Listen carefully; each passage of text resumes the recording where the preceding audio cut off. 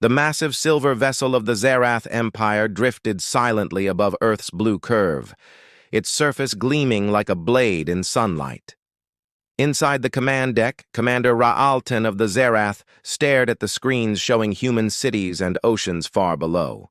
His mission was simple: test the strength of Earth, gravity, and assess the planet's potential for conquest.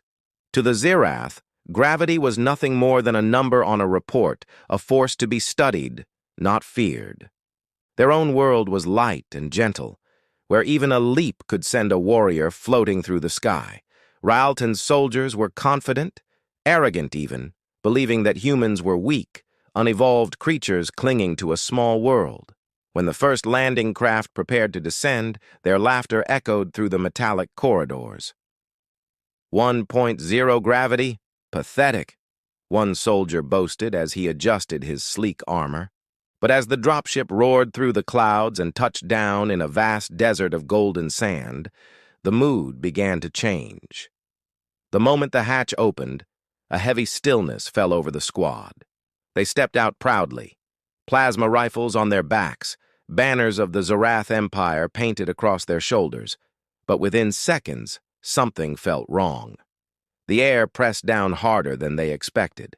Their boots sank deep into the sand.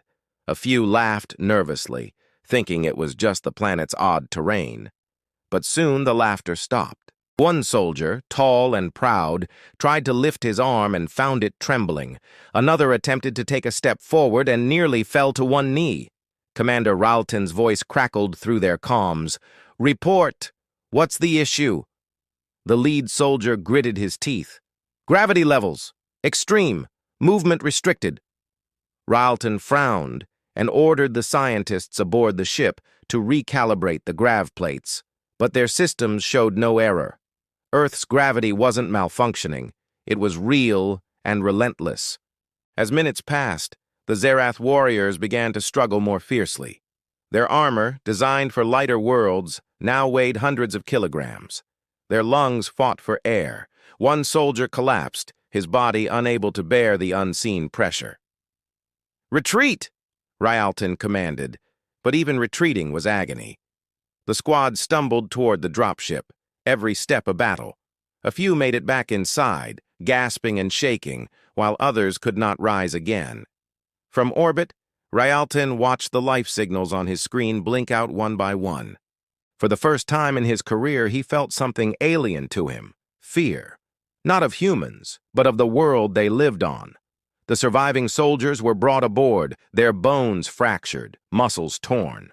The medical team worked in silence, their instruments scanning shattered limbs and internal injuries caused by pressure alone. "This planet is cursed," one technician whispered. "No," said Ra'alton quietly. "This planet is strong." He looked back at the blue sphere filling the viewport. The humans below had no idea that they had just defeated an Empire's best soldiers without firing a single shot. Ra'alton stood motionless, realizing the truth that no report could hide. What they considered a weakness of nature was, in fact, the greatest weapon Earth possessed. To humans, gravity was invisible, ordinary, something they had lived under since birth. But to the Zerath, it was a crushing force that broke even their strongest warriors. As he turned to his officers, Ra'alton spoke in a low, firm tone. "Prepare a full retreat. Earth is not for conquest." Yet deep down, he knew he would return, not to conquer, but to understand. How did the humans walk so freely under a force that shattered alien bones? How did they thrive in such an environment? The mystery burned inside him like a flame, and though his pride urged him to forget, his curiosity would not let him rest. As the Velshar turned away from Earth and disappeared into the stars, Ra'alton's thoughts echoed through the silence of space. Perhaps the universe made them strong for a reason. Below, unaware of their victory, humanity carried on as usual, walking easily beneath the same heavy gravity that had brought an alien army to its knees. And high above, in the emptiness of the void, a humbled commander of the Zerath Empire, wrote the final words of his report. Earth, unconquerable not by war, but by weight. Days after the Zerath retreat, Commander Rialton sat in his quarters aboard the great vessel Velshar, staring at the holographic image of Earth rotating slowly before him. Reports from the medical division showed that none of the surviving soldiers had fully recovered. Their bones were brittle, their muscles strained beyond repair, and even the Empire's most advanced healing pods could not undo the damage inflicted by Earth's natural gravity. Rialton's pride burned quietly, but so did his curiosity. He could not accept defeat without understanding how a species as physically fragile as humanity could thrive in such an unforgiving environment. The Zerath had ruled star systems built upon worlds where gravity was soft and kind.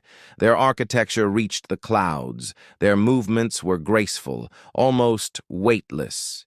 Yet humans, creatures bound to a crushing force, had learned not only to survive but to build cities, fly machines, and travel beyond their own planet. "We misjudged them," Rialton whispered. "We thought their weakness was in their bodies, but their strength lies in adaptation." Against the advice of his council, he ordered a covert research operation. No abductions, no interference, only observation. A small probe descended through Earth's atmosphere, cloaked and invisible, hovering over a remote military training ground somewhere in the mountains. Through its lens, Rialton watched as human soldiers ran across rough terrain, carrying heavy packs, their faces streaked with sweat but full of determination. They lifted weights, climbed walls, crawled under barbed wire. Every motion seemed like a struggle against gravity itself, and yet they smiled. Rialton leaned forward in disbelief. "They pushed themselves against the very force that broke us," he murmured. His scientists studied the data: bone density twice that of the Zerath, muscle fibers that grew stronger through repeated strain, a cardiovascular system built to endure pressure. Humans had not evolved in spite of gravity, but because of it. The harder their world pressed down on them, the tougher they became. "Their world trains them from birth," said one scientist. "They grow strong just by existing." Rialton's gaze lingered on a human child attempting to lift a rock too heavy for him. The child failed, tried again, and finally moved it slightly.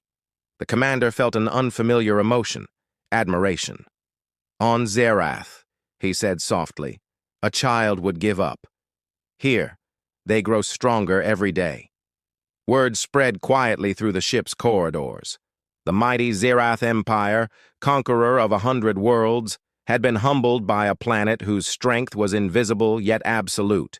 Some soldiers mocked humanity's primitive tools, their slow ships, their lack of advanced weapons, but those who had seen the gravity tests remained silent. They knew now that power was not measured by technology alone. Rialton made his final report to the High Council through a secure channel. The Council's faces appeared, stern and expectant. "Commander," said the High Elder, "explain this failure." Rialton stood tall, his voice steady. "It is not failure, my lord. It is revelation. Earth cannot be conquered, for its people are shaped by endurance. Their bones are born from pressure, their strength from resistance. Even without war, their planet itself is their shield." The council murmured in disbelief, but Rialton continued. "If we wish to survive encounters like this again, we must learn from them." After a long silence, the High Elder nodded. "You will not return to Earth," he said, "but record this world in our archives. Let all know what happens when arrogance meets gravity." The transmission ended, and Rialton stood alone, watching the stars blur as the ship left orbit. For the first time, he felt respect not for a rival empire, but for an entire species. In the silence of deep space, he whispered to himself, "Humans live beneath a constant burden, yet they rise. Perhaps that is why their world chose them." On Earth, unaware of the events above, humans continued their daily lives, walking, running, laughing, and defying the very gravity that had humbled an interstellar civilization. In time, fragments of the Zerath's data would drift through space, finding their way into other alien networks, and whispers would spread among the stars about a small blue world where life thrived under impossible pressure. They would call it the heavy world. And across galaxies, whenever warriors spoke of courage or endurance, they would remember the words of Commander Ryle 10, the one who learned that strength is not born in weightlessness, but in struggle. And so, without firing a single weapon, Earth became a legend, a quiet, shining symbol of resilience in a universe that finally learned to respect humanity, not for their power, but for their gravity.